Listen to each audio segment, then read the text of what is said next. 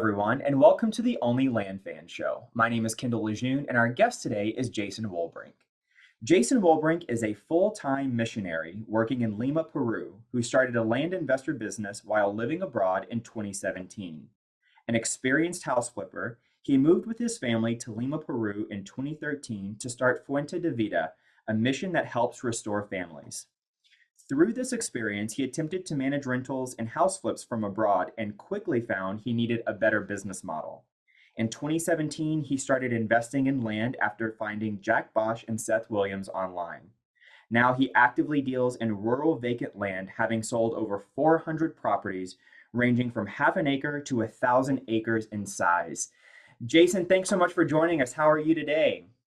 I'm great, Kendall. Super excited to be here with the OnlyLandFans group. A lot of good energy in this group. I see you online. You're kind of up and rising stars. Great to listen in, and I'm really excited to be here with you tonight. Awesome. Well, thank you so much for joining us. I've been wanting to chat with you and have you on our call for quite some time now. I'm so excited that we finally get to do that. So let's just jump right in. Tell us a little bit how you got started in doing land deals.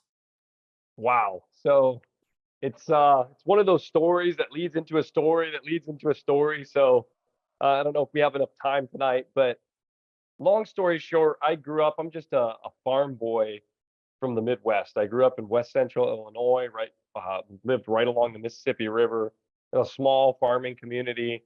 My grandfather was a dairy farmer. My dad's very active outdoorsman. So as a kid, my pastimes, if I wasn't helping on the farm, were hunting.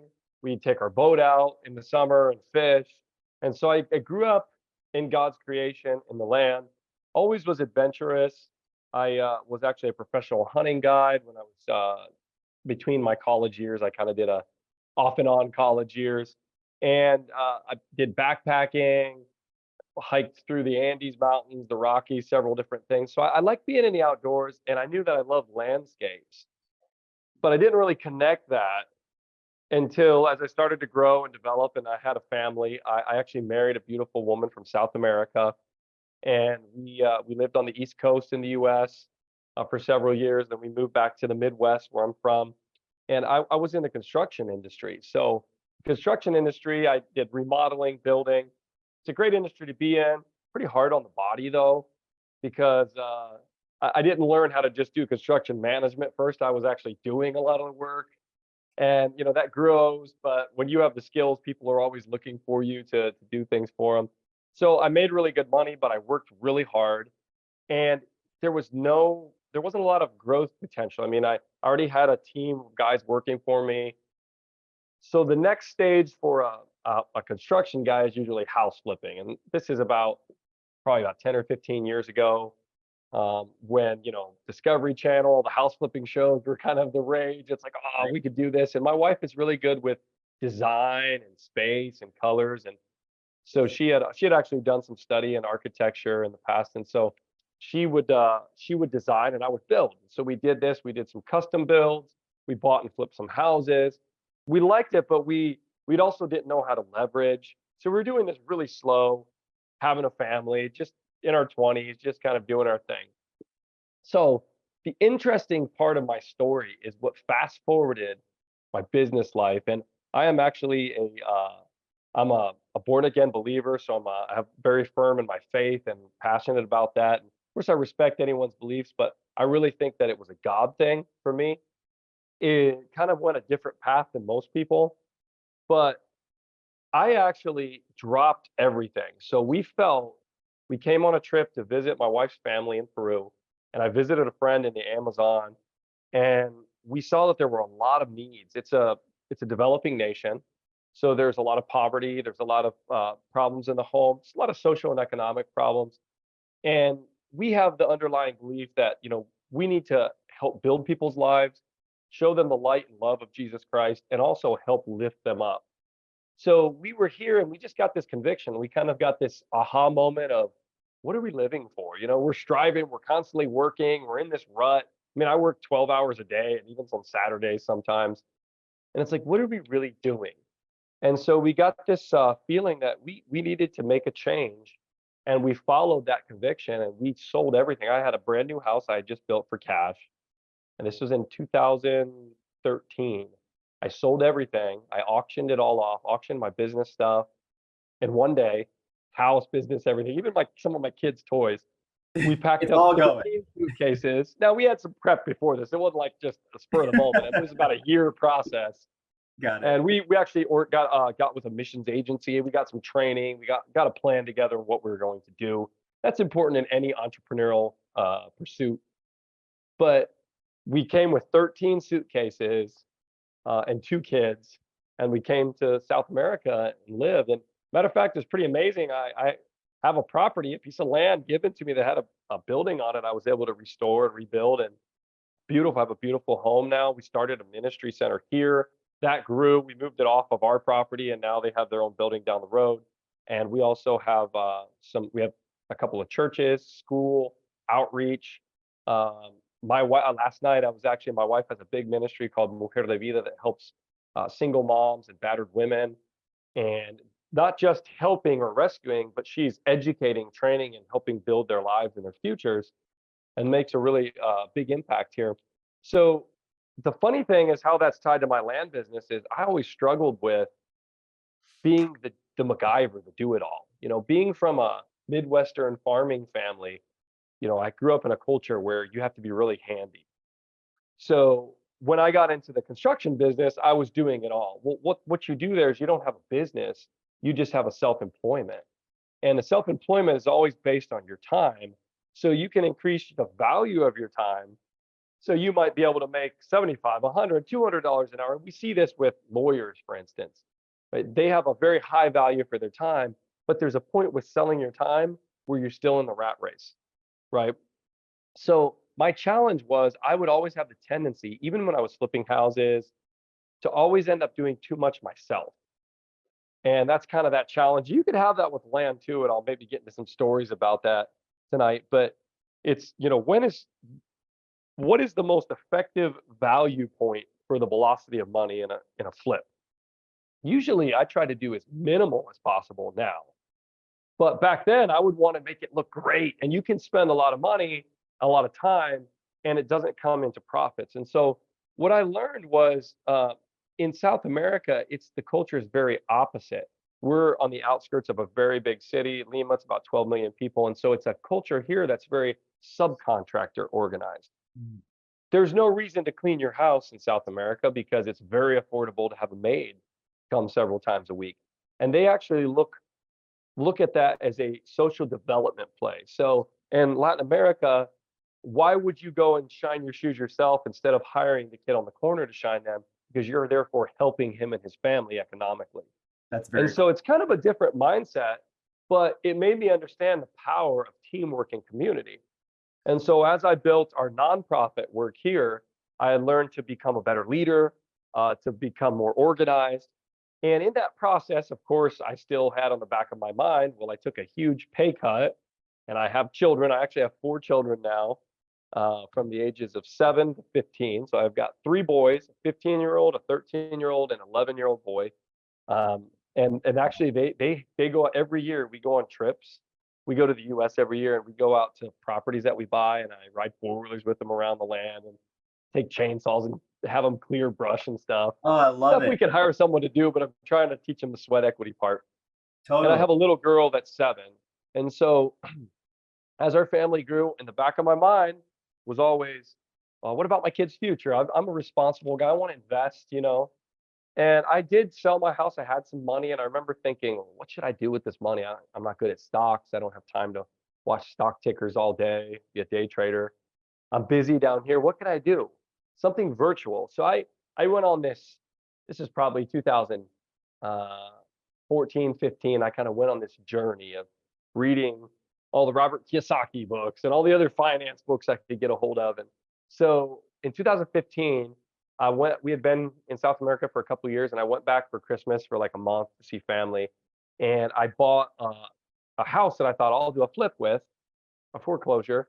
But I thought maybe I should hold on to this and create passive income. So I turned it into a rental home, and I kind of, it went well for me. Actually, it was the first experience I had with single family rentals. Everyone has bad stories about them, but it went really well for me. Uh, I've got 8 more houses now, so you could see where that went. But I started to realize when I invest in something, you have to invest in something that you have abilities in and you're good at. So in my mind, a house was safe because worst case, I could always fly back and fix it myself. Right? I Right. understood it. So we started that game and that was fine and keeps things kept moving. But I still thought, I can't do this remotely. And so I tried, I think in 2015, 16, 17, I did a few remote house flips. I bought them on online auctions. Of course, they were in my local area where my dad and some other friends that had worked with me in that business were, and I was able to kind of hire them and try to do that. But it put a lot of stress on the team. There's a lot of moving parts with a house, a lot of things that are hard to really do remotely. I personally would not do it again if I had the choice. So in the end, I'd make like $20,000 on the house flip. I did maybe 3 of those over those 2 years. I'm like, "Oh, it's all right. I made some money." I think I ended up buying another rental house.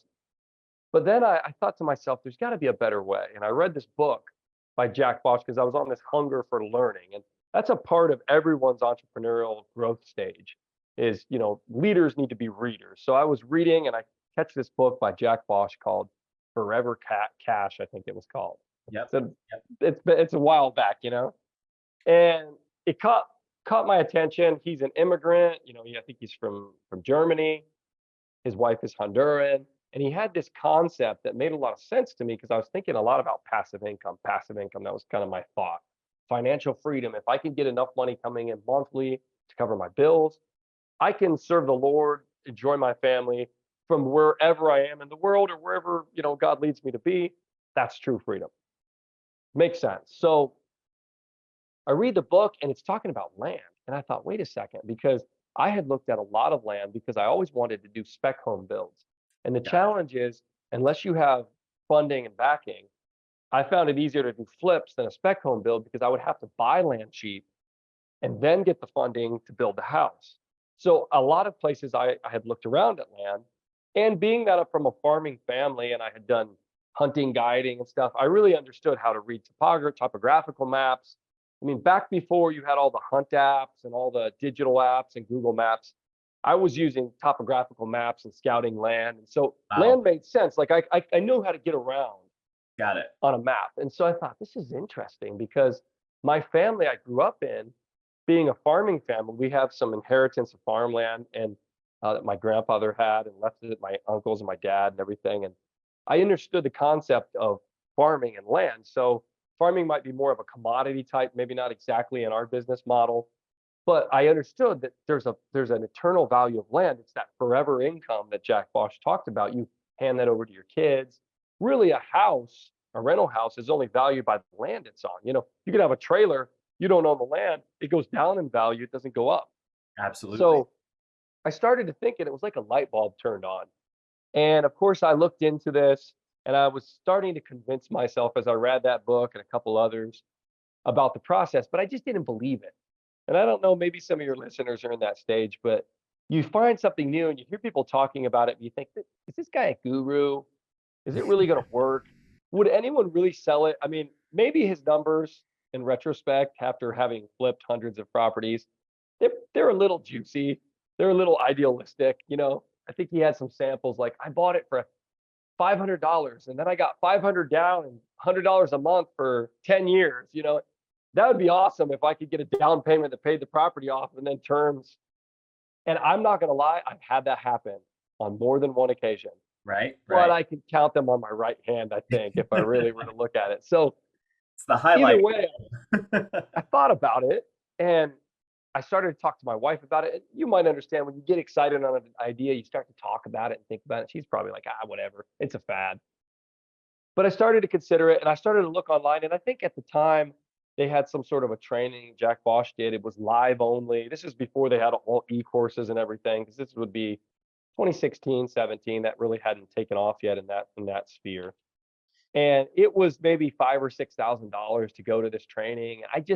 I was interested, but I wasn't that interested. Like I wasn't convinced enough to go and spend $6,000 on something I didn't know if I would do or not. Right. So I kept looking for the internet, skim the internet, free information. There weren't groups like this on Facebook for free either. So it was hard to find, but I fell into Seth Williams, Mhm. RE Tipster, and he has a wealth of information on his blog. If you go deep on Absolutely. his blog, there's a blog post that from years ago that's still live called The Anatomy of a Land Deal. And I think he broke the entire business down on there. If you want a free, whet your appetite course, that blog post really caught my attention. So he was doing a training and he still has a really great program and system. I'm really good friends with Seth now. I'm speaking with Seth at a conference in May, and I've stayed on and kind of updated on his system. I'm like grandfathered in. So I've reviewed his course as he's updated it and modified it. But at the time he had a course option rather than paying up front, a couple grand. It was like you could pay month to month. And then every quarter that you fulfilled, you would get released another section of material or something like that. So, long story short, I was such a tightwad at the time because I just wasn't convinced in the business model, right? Sure. And this happens to many, many of us, I'm sure. I'm not the only one, but I did like the first 4 months and I set up the website and it was all on the acquisition side. So I set up a website and I got a postcard at the time. That's what he was doing, which never went well for me. Postcards, I do blind offers now. But I set up the postcards, I got the branding, I got an LLC set up. And what I really liked about Seth's course is he uh, he has such an organized system that it's step by step. It really challenges you to actually take action. So that helped me. But then this was 2017, end of the year. I started a little bit of marketing, started to get the phone, all that stuff going. And I think I bought like one property or two properties. And I was looking to buy infill lots in Florida, which is the complete opposite business model of where I'm at now. So Now, things developed. why did you decide on infill lots to start? So once again, working uh, in Latin America, and I probably speak Spanish better than I do English. I noticed here in Lima that there were quite a few companies from the US, and Lima being a big city, land is sold here by the square meter. And it's in some places it's $1,000 a square meter. So it's very expensive. And Yeah. they build up, of course. And so a lot of people were looking for investment security. And in countries like this, people can like there's squatter rights. And so it's not always that safe. If you buy the land, it could have title issues. They don't have title insurance and all that. So there were some companies out of Florida that I noticed doing marketing back in these early days of my research. And they were selling little lots in random Midland, Florida, and Central Florida for like $25,000. They were offering owner finance, and there was a ton of interest from people from South America and foreign buyers. And I thought, this could be something. I always think that a business prospers as it helps people. The more Right. people that it helps or improves their life, the more it prospers. So I thought there could be an opportunity that I could get better quality land, better deals, and offer that potentially to Hispanic buyers, right? So that was kind of my initial idea. My business did not develop that way at all. I have sold several lots in Florida in the early days to Hispanic buyers, and they loved them, but it just went another direction. But the bigger picture of my story is I got started and I bought several properties. I want to say I bought like 4 or 5 properties in Florida right away. But then I had to do something with my mission work to go. I had to go back and do like a year of training and fundraising for a next stage of what we were going to do. So I kind of looked at my schedule and I went, I got way too much going on. I can't be building this and go travel with my family and do all this. So I just took a little hiatus there and I actually stopped the course before I got to the disposition side and the sales side. Oh, So when we were back, every weekend I would travel and speak at events and do fundraising for our mission work. And in the week, I was actually staying in my hometown and got to see my family and everything. But I kind of told my dad, I don't have anything to do during the week. I'm a little bored here. So I bought 5 properties, houses. Again, I fell back to what I know, and I started flipping those houses in my spare time. So what happened was I wasn't convicted yet and didn't believe in the land system yet. This is 2018. So I hadn't convinced myself enough about it. So right. I finished flipping this house and I was working on it in my spare time. So it took like 6 months. We sold it for cash and we made some money. And I remember going to the house and my wife said something to me. She said, you did really good with this. It was a good project because we had the free time. And I know you were kind of, my older sons were kind of helping me and learning. But she said, that land thing you were working on all last year, said, I get this feeling that maybe you should have been working on that right now. That Oh, was prophetic. Like I actually was kind of mad because I'm like, hey, we got to celebrate what we did, not what we didn't do, you know. right, right. But she really was speaking the truth, and it just put a little light bulb on in my mind, and I thought maybe she's right. So I started looking back at that, like, how would I get a list together? I didn't really send that much mail. I didn't really follow the system through. I still have these 4 or 5 properties in Florida I'm sitting on. I didn't. I think I put them on Facebook, but I didn't really market them on Zillow or anywhere else. So I made a determination at the end of the year then that I finished all those house projects. We actually came back to South America. And here I have a lot more time in the office because my work is a little more organized in that way. So I thought, you know what? It's time to just go gangbusters on this. So I got on and I thought, man, I don't learn the disposition side. And so I started to just learn it by default, trying things. The good thing is I'm adventurous, so I'll try anything once. And I sold those properties and I thought, I'm going to do terms. Because I remembered old Jack Bosch's book and how the cash flow thing. And I thought, this is better than rental houses. There's no toilets, no tenants, no termites. Don't have to do anything. So I sold those 5 properties in Florida on terms with like, a few $100 down and 149 a month, some low price terms deals. And I sold them really quickly. The market had warmed up in that area. Of course, I probably should have held on to them because those properties have gone way up since, but I sold them right away. And these were properties for those of you that are listening. I want to say I think I spent a total of $4 or $5,000, which is all I had to invest in getting the business started with buying the course, the LLC, and buying these properties. One of these properties in particular, I remember because the lady paid on it for 5 years. And just maybe 6 months ago or so, she paid her final payment. And I'd probably bought the property and held it maybe 10 months to a year since, when I first bought it because I had that hiatus. But I bought it from a lady for $500. Okay. And if you don't believe that you can buy undervalued property in Florida, you can see it's a disclosure state, so you can see every sale transaction and public record. So I could open up the assessor site, and I saw that woman that sold it to me for $500. It was an I think Chinese lady that was going back to China or something had happened. She had moved out of the area, and she had bought the property for $40,000 a few years before. Now, this could have been the previous, recession and all that kind of stuff. But I saw that and I went, there's property value here to be picked up by the convenience of they just want to get rid of it and a quick sale and get it off. They didn't have to pay, she didn't want to pay property taxes. So I sold that to a lady for like $5,000 on terms, and she paid me, a couple $100 a month for 5 years.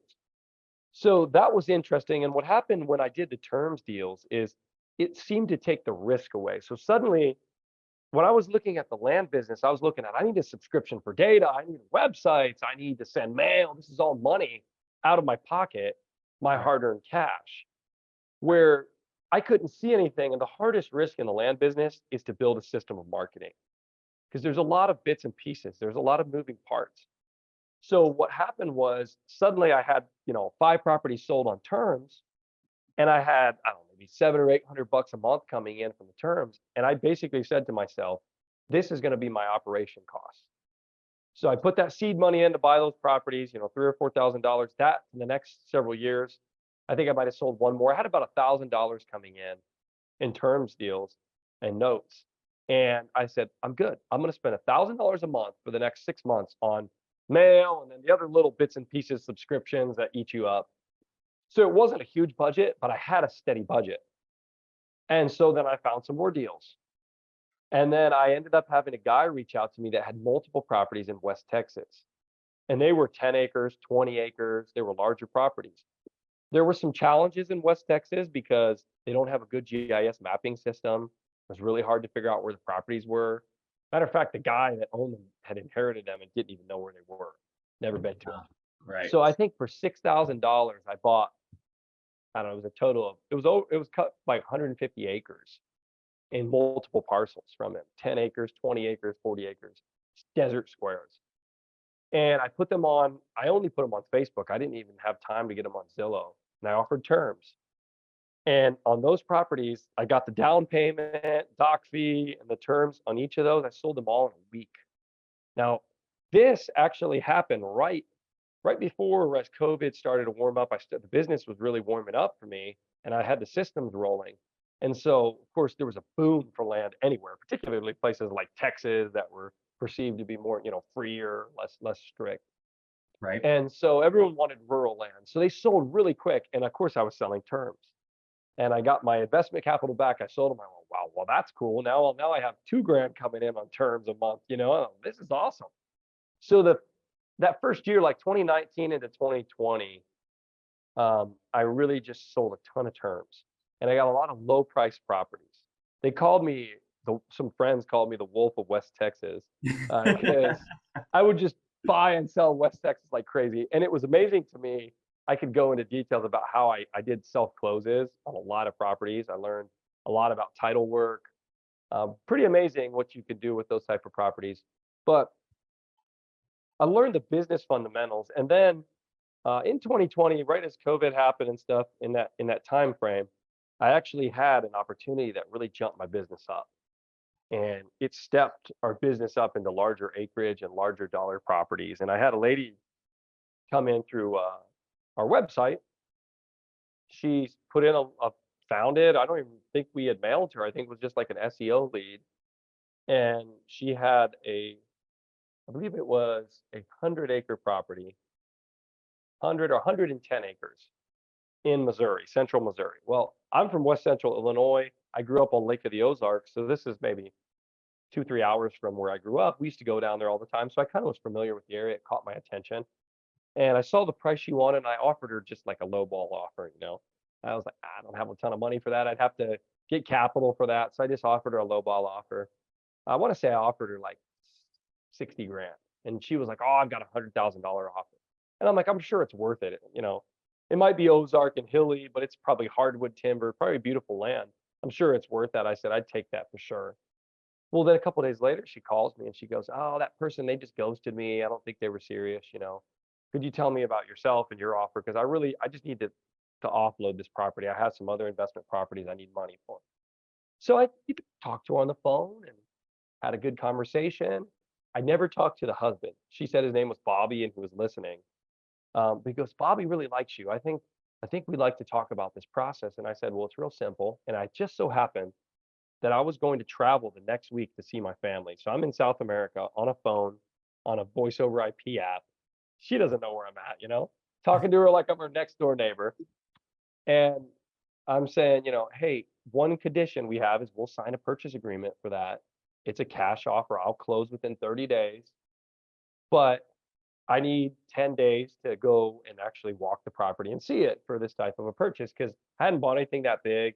And all the stuff I was buying was like probably 10K and under, if that, maybe 5K and under up to that point. So it's a little bit bigger risk.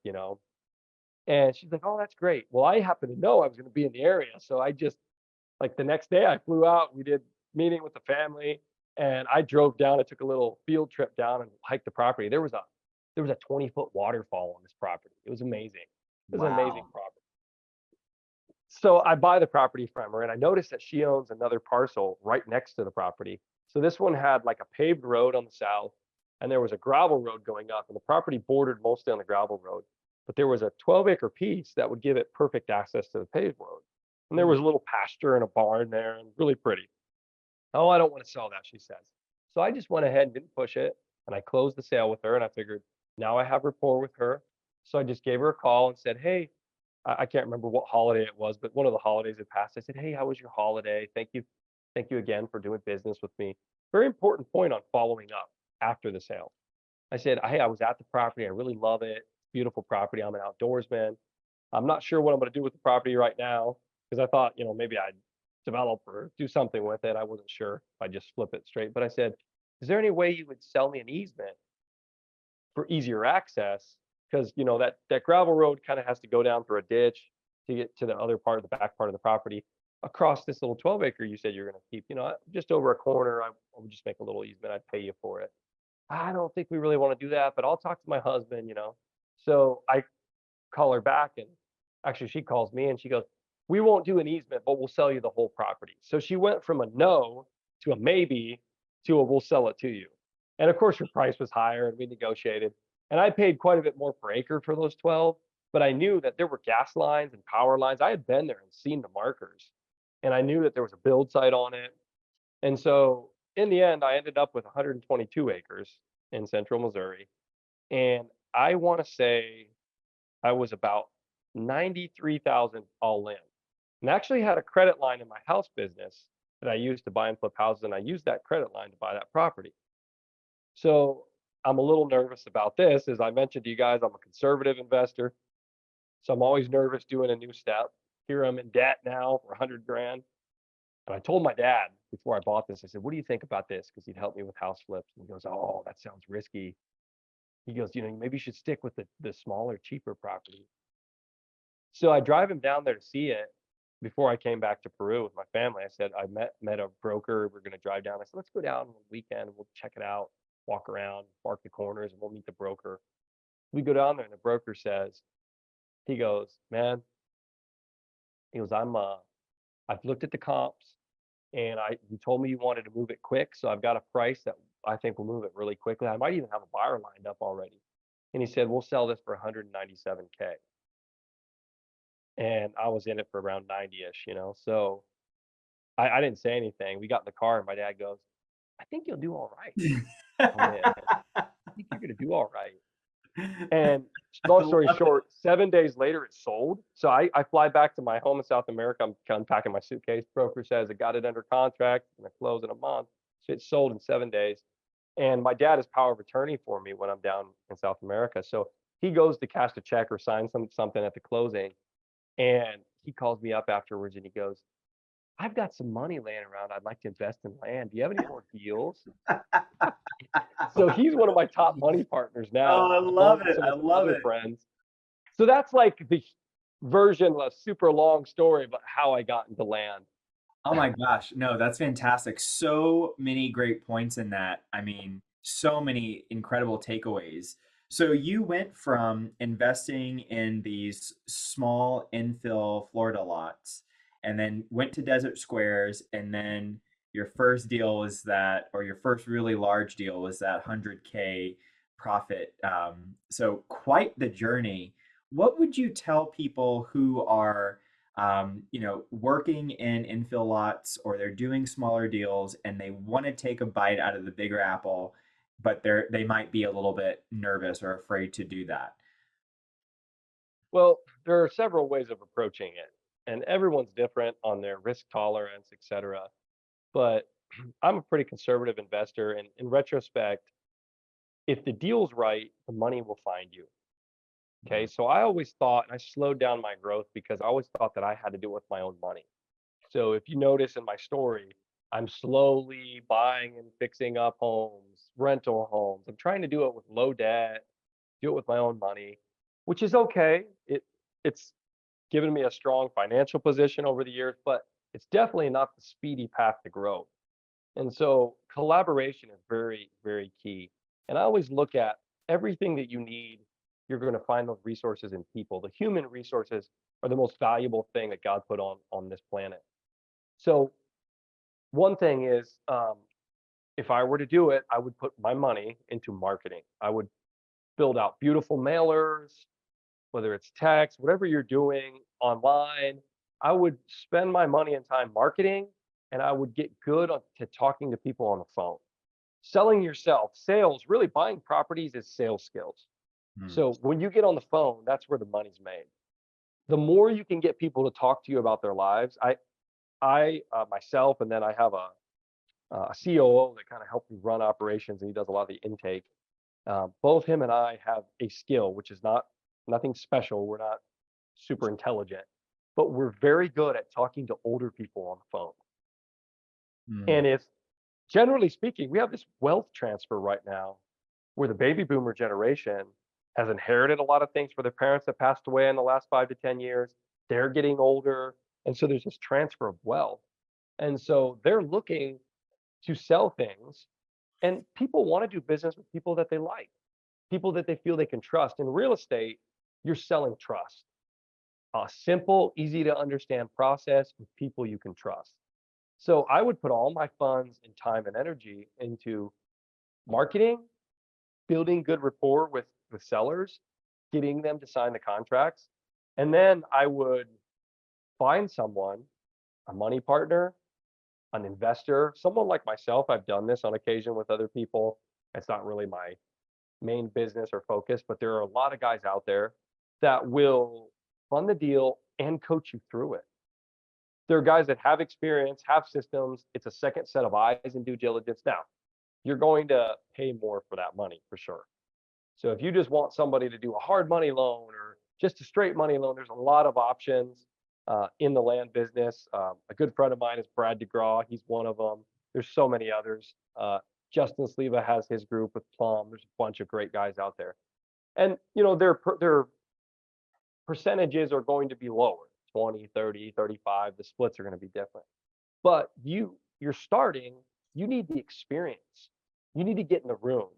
You can't get in the room with people that are pros at things if you have no value to add to them. Right. So what gets you in the room with them is that you bring a piece of value and you say, I've got a deal. The benefit is you make money. The benefit for me is that I learn from you. And I would find the deal, source it, and then I would reach out to some of these guys and I would get on the calls with them and I'd be happy to pay them 50 or 60% of the deal, because 40 or 50% of 100K or 50K is a whole lot better than 100% of nothing, right? Absolutely. And in that process, once you work with people and you do maybe 6 to 10 deals like that, you're going to figure it out. And maybe then you'll be able to do it yourself, or you'll grow or merge. And that's how I would approach it if I could, roll the clock back a few years and speed it up. Right. Yeah. No, that's fantastic. And so, um, did you have any type of like mindset blocks around like really large deals? Like you mentioned, I know your bio mentions 1,000 acre deal. Did you find that there were mental blocks that you had to sort of overcome to kind of move into that territory to be able to Mhm. say, yes, I can do this? So having had to work so hard for the money in the house flips, I happen to have a friend who's he's kind of like an older brother to me. We've been friends for years. We actually met years ago at a pastor's conference. Oddly enough, he was a pastor at a small church, and then he uh, he started his own business just to make a living and survive. And he got in the oil business, got mentored by someone. He was in an oil recycling business out of Houston, and his business he sold for $500 million. So just a couple years ago, and so I've seen him grow. And every time we get together and hang out, kind of like an older brother mentor type guy. I mean, we spend all night talking. And I remember him saying something to me a few years back. He said, Jason, one of your biggest challenges is that you think making money is hard. He said, if you understand how it's done and how the game is played, making money is the easiest thing on earth. He said, your think in your mind, there's a mindset blockage where you think you have to work hard for it. So I noticed that we learn about money, we learn our mentalities or mindset, usually from how we grow up. I'm from a great, honest, hardworking dairy farming family. But as I Right. mentioned in my story, my dad had a hard time understanding that. And when he went down to that property, he even flagged with that very first one I told you about that kind of jumped our game up. He walked with me and flagged a bunch of areas that he thought we should get trails cut and maybe some clearings done and stuff. And the agent said, I wouldn't do any of that. I would just list it as is. And if it doesn't sell, then you can go in and do it. And so he had such a hard time understanding. We didn't, and I told him, I said, we didn't lift a hammer. And we made that. So I would say that for my own mental blockage, I remember thinking with the land business when I started, I thought, man, is it possible to get something that will consistently make you $300 a month in profits and only put in 3 grand, 4 grand? Is that possible? Because with a house, you had to put in 100 grand to maybe make that much, or 50 grand, depends on how you leverage it, how you do it. But your cash flow is not really high on rental houses. Right. And that was a challenge, a hurdle. And then once that happened and it became easy, the next hurdle was like, could I make 10 grand cash, just profits on, a desert square. And then oddly enough, in the land business, you face all kinds of types of people, and people, can be pretty trusting at times. Just like they get bad raps for, people that don't trust you. There's some really crazy trusting people. There are people wiring me $10,000 cash. Just send me a deed. Just sign a deed. I don't need to go through title. Give me your bank info. I'll wire it tomorrow. I mean, the Wow. most I've had wired to me directly, just a few months ago, I had a guy wire me 54,000 cash. Didn't want to go through title. Just wanted to buy the property today. He actually wired me 54K. He wanted to do a terms deal over 60 days. He wired me 54K and 10K and then 40K. Three different times. So Oh my God. 100,000 plus. And so what the challenge then was like, wow, 10K. I was like, oh, this is awesome. And I remember thinking, I want to buy a new car for cash, just want to buy a nice new ride. I just need to like 20, 30K I need to make. And did this land thing do that for me? Well, sure enough, it did. And then I remember the mindset was that jumper was, is it possible to make seven figures on a deal that you Right. don't lift a finger on? Right. So that happened. That was actually a huge accelerant for me because I just realized, and it kind of clicked. I realized deals are all the same. Matter of fact, the smaller properties, and we do everything. I only buy 5 acres and up of rural land. So I sell a lot of hunting cabin properties. Right now in inventory, I've got a 904 acre that I think I'm going to have sold, and that's a seven-figure profit, not a six-figure profit. But Wow. that's a whole nother story. We'll maybe do another call later about that Yeah, one I'd at some love point. it. I'd It's love it. still in process, so I can't really talk about it. But then I've got a bunch of 5 acre, 10 acre, 14, 25 acre. So a lot of the stuff is smaller stuff. And I think we figured in our business, our average profits last year, because we do little stuff. We have terms deals that the people say, I just want to pay the remaining balance off. I still have some of the old desert squares in there. And it balanced out to about 32,000 in profit per deal. And that's between the big ones, the little ones. So I try not to buy anything that's less than 5 acres, and I'm trying not to buy any more desert squares. So I'm buying stuff that's usually an hour and a half from a major city or some attraction. There's a lake, there's something there. And then five and up. And there's categories when we market. So like 5 to 10 acres, we actually do our marketing like 4.6 to 10.3 acres because it's not always an even 5 acres. There's a lot of Right. 4.9s and stuff like that. Right. And then there's other categories. So we looked at, how they work out.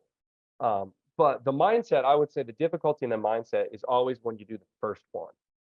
So when the first self close I did, oh, I was sweating bullets trying to fill out a deed. The first owner finance, trying to figure out the process, the contracts, hoping you get it right. You learn other things along the road. The first, the first cash closing through title. Title's pretty easy, honestly. The first cash closing that's a self close.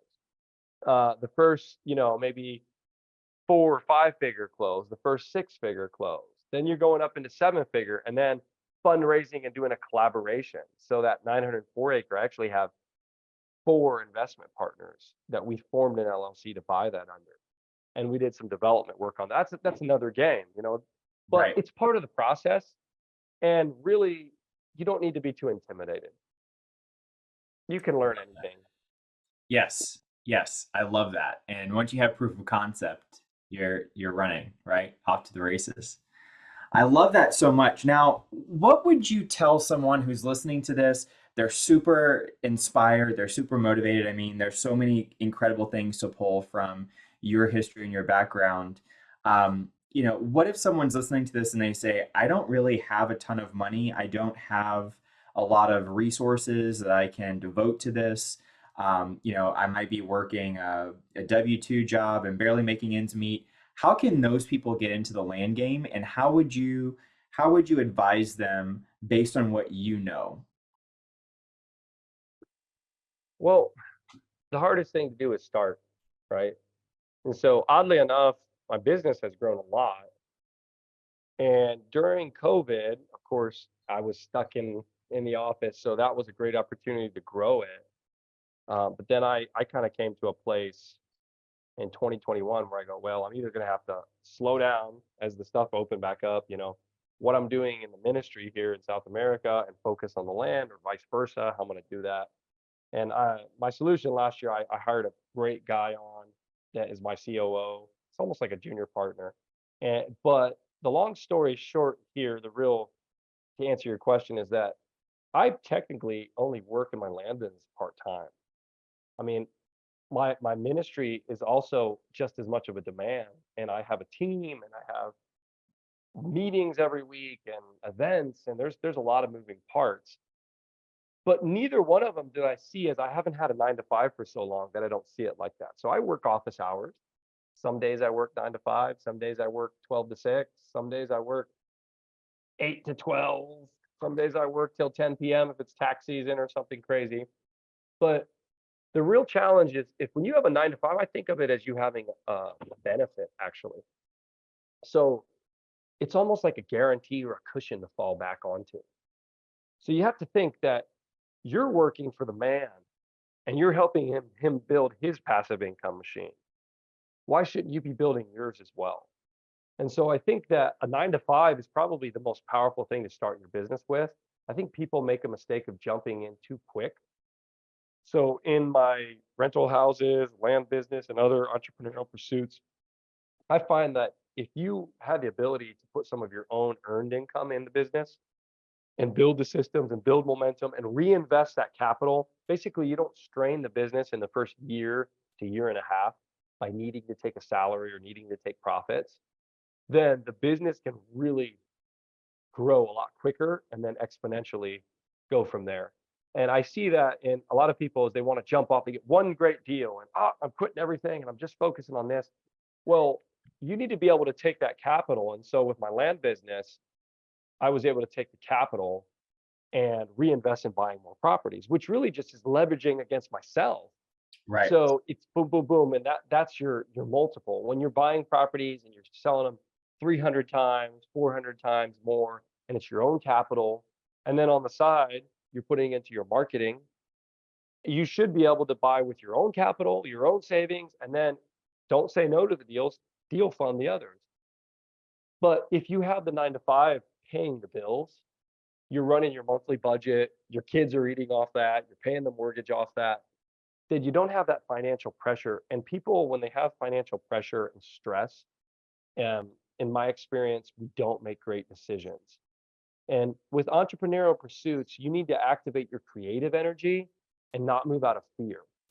So if you're afraid that it's not going to work out, or you really, when you have a pressing need, it's really easy to fall into fear that it won't work out, fear of loss, right? And then you won't take the step boldly and take the chance or the risk. Right. So that's kind of, I think that the first thing is just to start, and a 9 to 5 could actually be a benefit in the first year or so of the business. That's incredible. Yeah, incredible advice. Where do you see the market going right now? And do you see any need to pivot what you're doing in your business to make sure that you're going to thrive in the upcoming market change? Mm, good question. Good question. Market change pivots.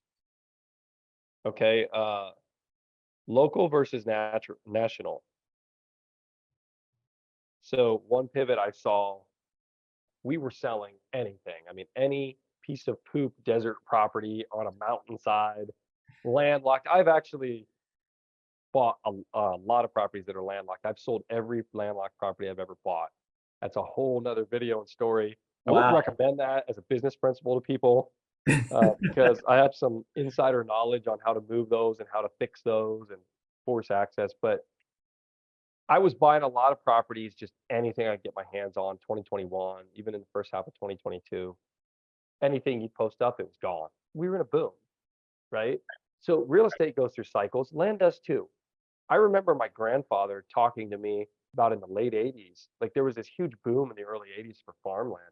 And then everything crashed in the late 80s. There was kind of a depression, interest rates hikes, and things happened. Farmers went under. My grandpa bought a lot of farmland for pennies on the dollar in the early 90s, which, became a great family inheritance sense. So that happens in land too. It's just maybe we didn't realize that because we weren't land investors. You don't hear it. They don't talk about that on the national news. There's still, it's a great market for land. There's still there's a huge need for housing. The baby boomer generation are leaving the workforce. The Gen Xers are, are there as well. But the millennials, they're starting to get at that stage of life where they're having children, getting married, they're looking for housing. Now, I look at it just like anything. In 2021, in this boom, 2020, 21, half of 22, it was a national market. So if you could get it on Lands of America, land.com, Land and Farm, Zillow, any of these sites, people were writing and buying properties sight unseen. That's how we sold a lot of the desert squares. It's just, I call it selling them a dream. They have Right. a dream. It's like a land savings account out there somewhere. I have a little equity somewhere. I could go out there and camp or get off grid if everything, if the crap hits the fan, so to speak. Or a lot of people were also migrating. There still are a lot of people moving and migrating, but a lot of that has already kind of happened. And that post-war boom effect after COVID of people like, let's get out and buy something and do something, that's starting to taper back down to normality. I don't see a recession hitting the land market. There were some scares of it last year. It Mhm. hit me as well as everybody. We had a slowdown, but I had a pretty significant pickup in sales near the end of the year, as well did a lot of people in my circle. And this year, sales are going very well. Great. Things are moving very quickly. Certain properties, local though, I've sold more properties in the last 6 months by putting for sale signs just in front of the property, like having someone scout it and dropping signs in front of the property. We even made a protocol where we designed our own signs with like Vistaprint, where we can, on demand send them to our droners or people who scout it. And we have an arrow sign, like where you turn off maybe a highway to a gravel road that goes to the property. And then we have two or three that go in front of the property because one might fall down in the wind, right? Those type of signs, simple, phone number, land for sale, 10 acres, 5 acres, whatever. Often we'll just have a basic one and they fill it in with a marker. Mhm. But those have sold a lot of properties. I even sold a six-figure profit property, rural Texas, last fall because of a yard sign. And we had had it on the market for 10 months. A couple sales fell through, is why it was on there for so long. And the neighbor wanted it the whole time. He just didn't know it was for sale and he wasn't online. So I'm seeing a twist there in that there always has been a local market for land because people live in the city. They want to move 10 minutes outside the city and they want, 20 minutes outside the city and build their house, their dream house, put up their double wide. People have always wanted that, have a homestead, a little farm. So that's one pivot. And then the second pivot that I see is maybe in the types of properties. For instance, I can only speak as an authority in the rural land. There still is a huge demand for working class properties. Justin Sleva calls them bass boat properties. I don't think we could consider them bass boats anymore with the price of everything and inflation, but I would say like the 30 to $80,000 properties go super quick. I'll give you an example. We bought a property in a county. It was a 4.9 acre. It's 500 yards from a lake, a mile from a marina. Got a little bit of pasture land, some woods, has a paved road frontage, little triangle, beautiful property. Matter of fact, one of my guys that works with me lives really close to the property, so he actually drove out and did drone photos before we got it closed, just ourselves.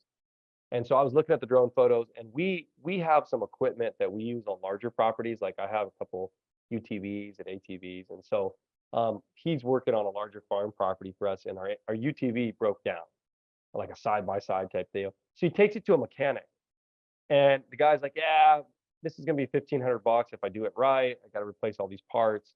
I'm like, "Okay." He's like, "Well, what do you guys use it for?" "Oh, we buy land, etc." "Oh, I've been looking to buy land."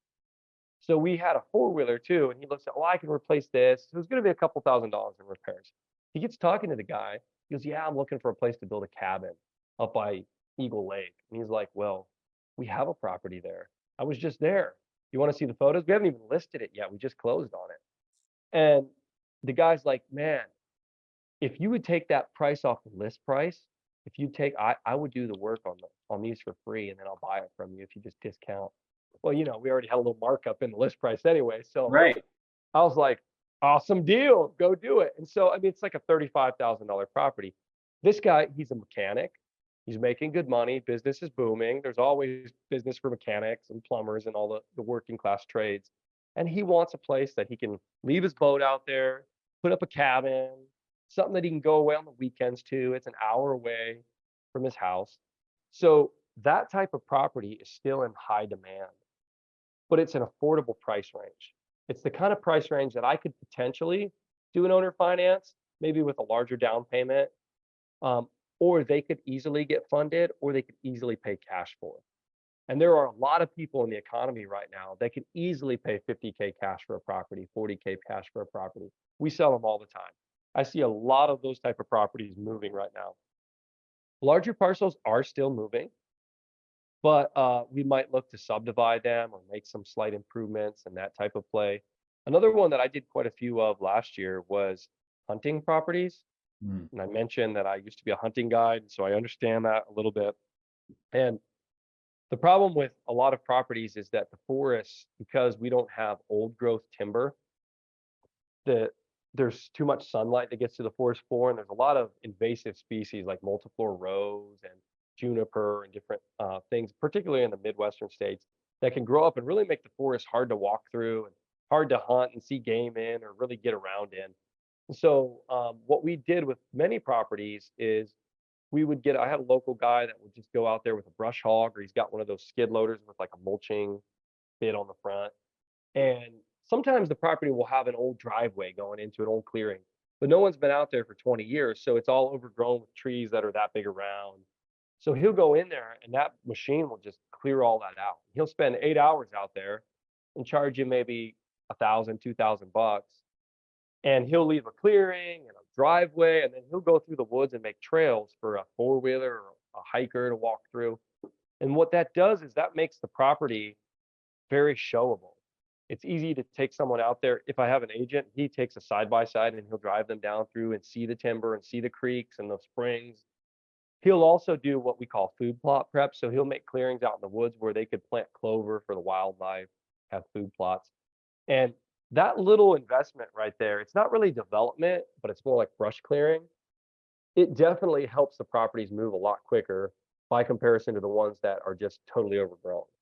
And Mm. so that's one thing that I would definitely do. I had one done today. The guy's out doing a clearing. He's actually, it's up on a hill by a lake. So by clearing a little area with his excavator, there's a 365-day a year lake view, which ups my property value $500 an acre for that parcel, Wow. over all the acreage. So those are things that we look at more of what's the end user.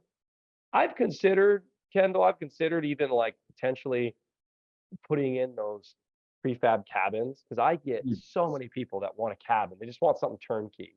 So I Right. thought maybe we should buy some property and get a good provider of those, like, with the solar panels, like a tiny home type Yeah, cabin the that you tiny can home stick out stuff. there.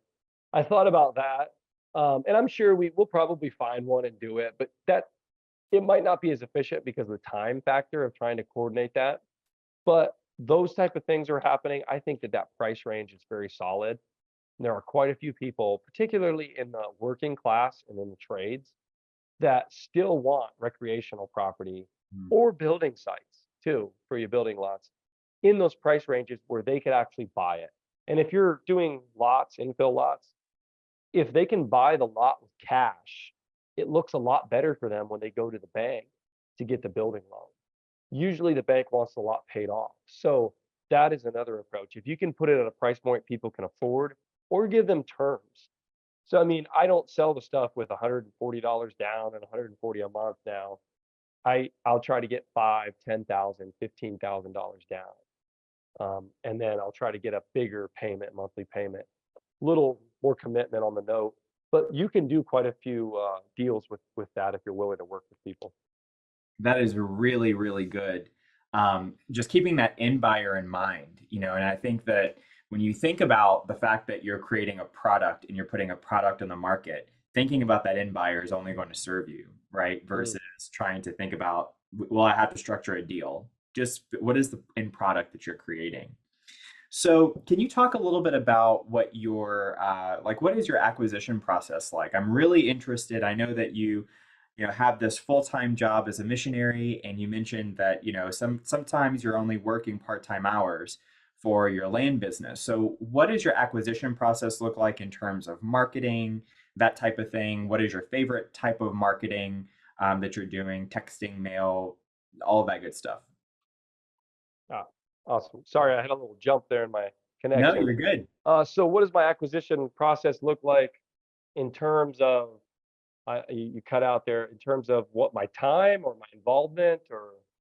Yeah, what is in terms of marketing channels, what type of marketing channels are you using, and how long does that take you to get your acquisition process going in terms of what you are actually running in your business? Yeah. I think marketing is everything in this business. You've got to market or you won't make any money. So I worked a lot on that, and I actually have a guy that's kind of like my junior partner that helps me run things. And he was a marketing consultant for Mm, hospitals, doctors' offices for years. So he was really brought quite a bit into that and helped us build that up over the last year or so. Few different elements, without giving all my secret sauce away. Number one is we made a bunch of videos on YouTube. And you can look them up. There's nothing fancy. It's just look up the Banana Land Company on YouTube and you'll see my face pop up. They're not videos that really need to get a lot of views. They're not going to have thousands of views. What the videos are for is to build rapport and validate who we are. So he purposely had me do videos that I just recorded on a cell phone in my desk, just talking to a camera about my story, that I'm just a normal everyday guy. I'm a farm boy. I'm an outdoorsman. I'm a family man. Just how our process works, why I like land. Are we the kind of guys that want to come in and clear cut and develop the land and bring in a shopping mall? No, we're not that type of guys. We love the outdoors. We love land. We're buying and selling land for recreational purposes to leave a legacy, that type of stuff. So we have YouTube, and then we actually mention that on our marketing. We say, hey, check out Jason on YouTube. And I talk about who we are, how our sales process works, what are the steps. And so people told us as of last year, and we created that, we did figure out how to get those in the search algorithm on YouTube, which is a little tricky. So we invested in some courses that taught us how to do that, to where when you search for, like, sell my land Texas, I think there's a video I have up with that one that comes up, like, so they get in the first page of results. Or even if you don't do that, even if they type in your company name, sometimes it doesn't show up.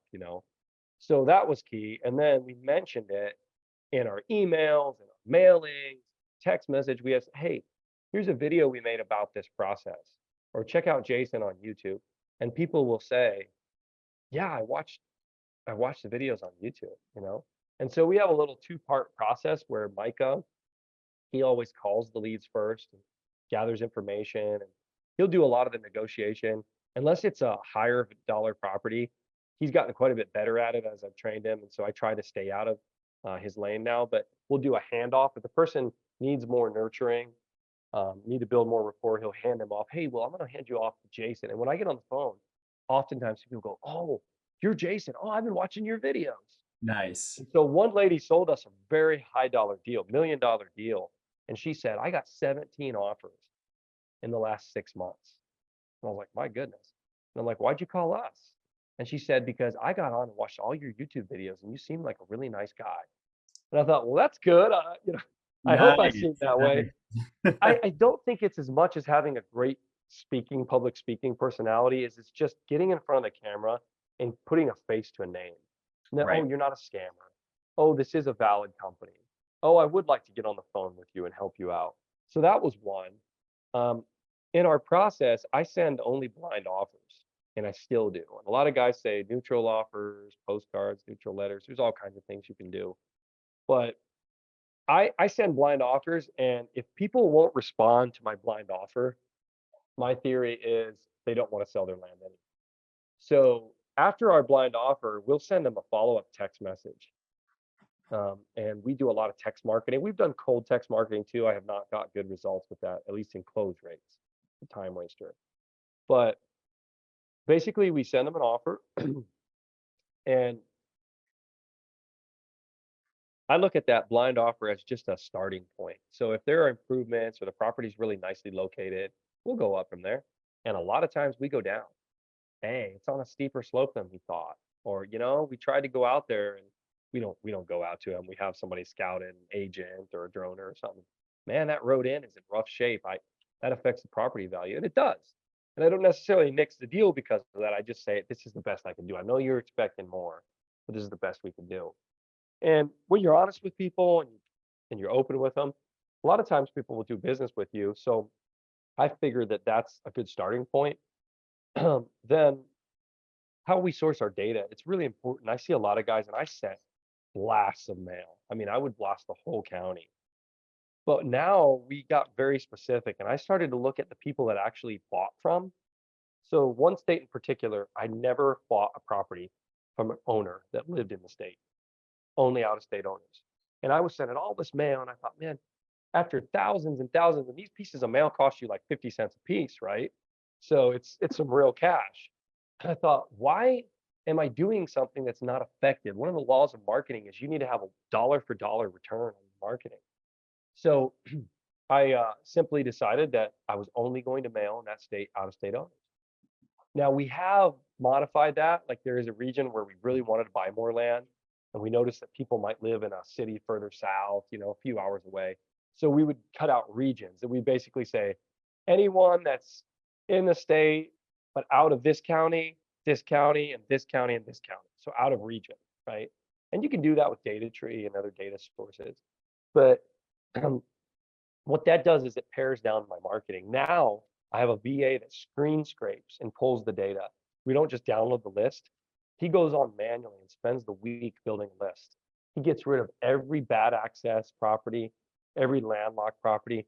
There are groups like propertyaccess.io that will do that for you, but I had mixed results. So this guy, it's perfectly accurate. He works for me on an hourly basis. And my lists are way smaller. So mentally I go, I should be sending more mail. Maybe I'm sending 2,000 pieces of mail instead of 10,000 on that mail. But the time that I save with all that wasted follow-up and phone calls and research to realize that it's on a mountainside or there's no way to access it, that it's junk. The resources are saved, and I save myself a lot of time and money. And what I do is I get quality properties and I buy. And what that did was really just I only started that in the last year. But it really has eliminated my time in the acquisition process, because I used to, first half of last year and any time before that, I would spend tens, 20, 30, maybe 20 to 30 hours a week looking at properties.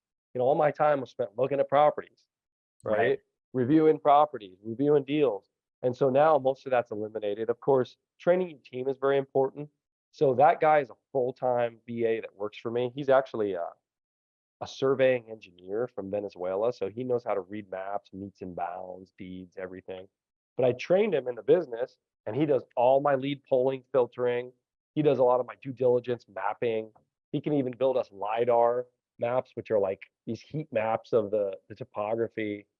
But I trained him. And then I trained my acquisitions guys, and they know how to notice if it's a good property or not. And when I talk to them 2 to 3 times a week, we do deal reviews just on a Zoom call. And at this point, we have steps they go through, but you get the feel for properties.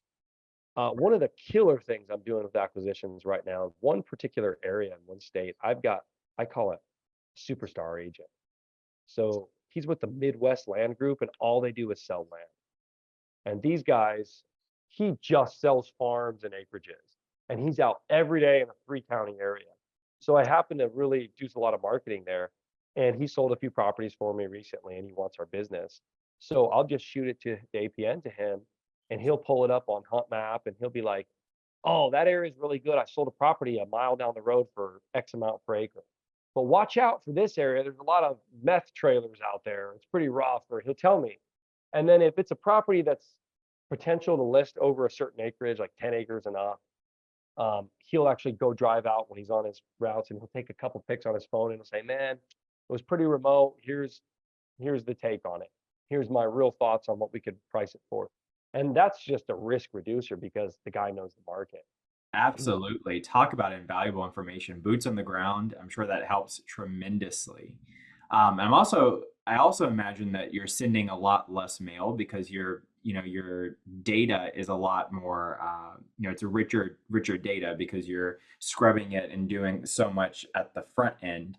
How many mail pieces are you finding since you've started doing this process? How many mail pieces are you finding per deal is your average? Uh, I'd hate to say it because it's embarrassingly efficient. Like I noticed this over a year ago when I was sending 5 to 6K to get a deal because we're doing larger acreage, larger value properties. It's harder. Sure. And now I won't say it's only mail because it's the whole system. So we have multiple SEO optimized sites. I've got hundreds of blog posts about land that I've SEO optimized and backlinked in those counties. So it's like how, legal or physical access in Missouri. If you Google that, you'll find one of my blog posts. You go on YouTube and how to sell land in Texas, sell my land Texas. You'll find one of my videos from one of our brands. So we've done a lot of work. And then we also follow up with the text message, which is a huge improvement. And then we have drip feed text messages. So it's a whole system. It's not just mail. But Sure. I'm usually getting at least 2 deals per 1,000 pieces. That's But fantastic. as I mentioned, it's not just 1,000 pieces. There's a whole machine of research, of follow-up, the texting, the conversation. So I'm putting a lot more money into that 1,000, 2,000 piece mailers than just a regular down the list and send them. Absolutely. No, that's incredible. Wow. That's so good. So much good stuff to take away from there. Um, what would you say is one of the biggest surprises that you've had in your land journey? What type of surprise do you mean? Personally, in a business? I mean, it's a Yeah, pretty broad question. anything that comes to mind, whether it's, what's the first thing that jumps out is what is one of the biggest surprises that you've had? It can be, whether it's, emotional, a deal that you didn't expect to happen or what comes to mind?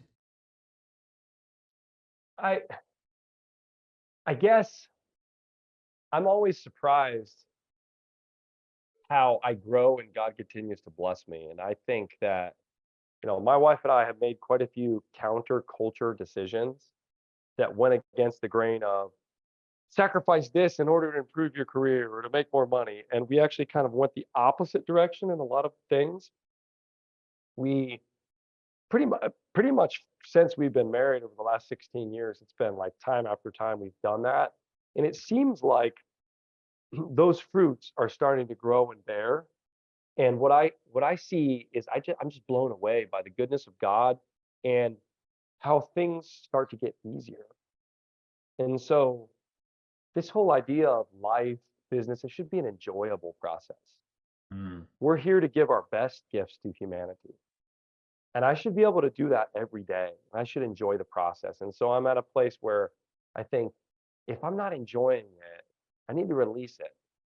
And so sometimes that's, you get shiny object syndrome and run after something else and you need to release it. And so the surprises for me are how when I do less, I seem to make more progress. wow. And so I always am asking myself that philosophically, how have I, and maybe it's just that Praetorian principle, 80/20 rule of focus on the 20% of things that make you the 80%. Maybe it's just that. But I don't consider myself an extremely smart individual. I don't think I'm extremely talented or gifted.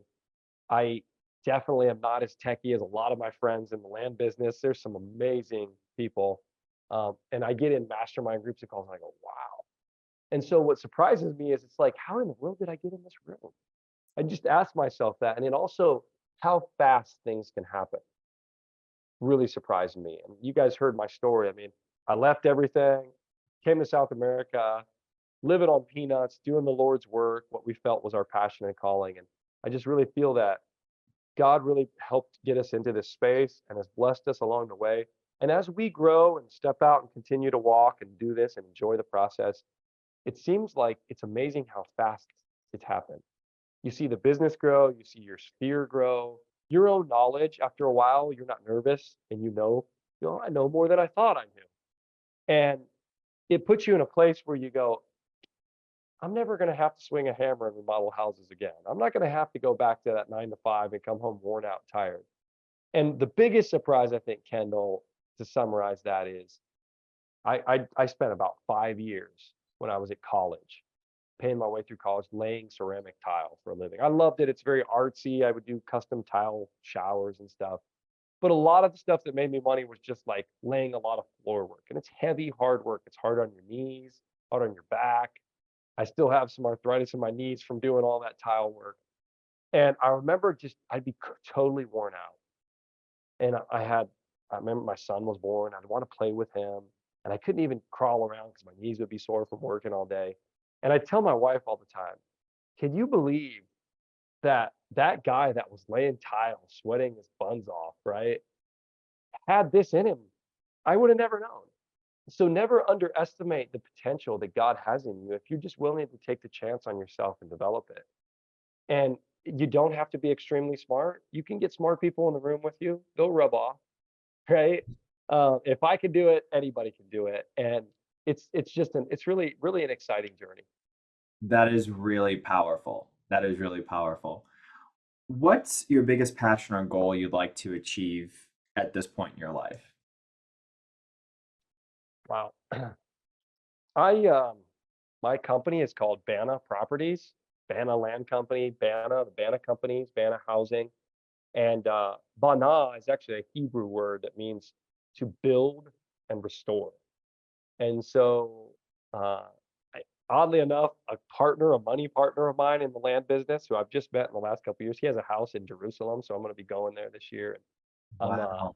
kind of studying the Hebrew culture and everything. It'll be pretty cool. But we got that word because we really felt that that's what we're called to do. We always seem to be starting something, starting up ministry, starting up business, starting things. Sometimes we've gone in and restored houses. My wife does a lot of restoration of furniture. Really, that's what we're doing in the mission side with people's lives, is helping to restore and build people. We're doing that with our family too, trying to build our values into our children. And so I think my biggest passion is simply just to fulfill that word in my life, which I feel is my life's purpose, is just whatever God directs me to, wherever it takes me, just to make sure that I'm giving my best gift, that I'm building and restoring hope, faith, love. Um, and particularly right now, my focus is my children. I have 4 children, so it's enjoying life with them. The years go really quickly, teaching them, passing that on to them, and really just discipling them so they can grow and prosper and be blessed and walk in that blessing in their lives and future families. That is absolutely beautiful. I love so much about how prevalent your why is in almost everything it seems like what you're doing. Even through your story when you first started talking about what your why is, it's just evident to see that that has been sort of the driving force behind so many of these incredible experiences. So that's very inspiring to see. Um, I just want to thank you so much for giving to us today. How can we give back to you? Like, what resources or connections are you looking for currently? Man, I'm one of the odd guys that gets on podcasts. I don't have any programs. I don't have anything to sell you. I do have a little Facebook group that I run with Alicia Jarrett. I started years ago, and then she kind of came on board. And there's a free monthly mastermind call over there. I'm not as involved in it as I used to, but you're welcome to jump over there. The Land Investing Motivation Mastermind. Alicia's still running monthly calls there, and I do some interviews and I answer questions in the group. If you're on that group, some of the other groups I try to get to, but reach out to me. You can find me on Facebook Messenger. It's a pretty good way. Just chat with me, say hi. If you want to collaborate on a deal, I'm working a lot in Missouri, Arkansas, and Texas right now. So, you want to collaborate. I'm not going to guarantee I can always do it because I'm busy with my own business, but sometimes I might partner up with you on a deal. I have funded deals in the past. Um, even just to chat with you. I have done a little bit of high level coaching, very very time limited. So I've done a few, like the backside of the in and outs of doing a 6 or 7 figure deal, and there is a potential that I might do that in the future. But it's just time wise, I'm limited. And so, but reach out to me and say hi and hop in that group if you want to join and add some love over there. And I see some guys. I see my buddy Jasir on here commenting. What's up, Jasir? And I will be next month in Minneapolis at the Land On conference, and I'll be hoping to lead a mastermind group there. And so you can reach out there, or just shoot me a message with anything land related. I always try to reach out and follow up with everyone the best I can. I don't want to take any more time, Jason. Thank you so much. You've been absolutely incredible. Again, thank you everyone for joining us. Please join us next week, Thursday, 6 p.m. Central Standard Time, same exact time and place. And hope everyone has a great week. We'll catch you in the next one. Take care, everyone. Thank you so much. If you're interested in hearing from other 6- and 7-figure land flippers about how they've built and run their businesses, then check out my group OnlyLandFans, where I do a live interview each week inside the group. You can grab that link at the description below. Until then, be great, have a great week, and catch you in the next one.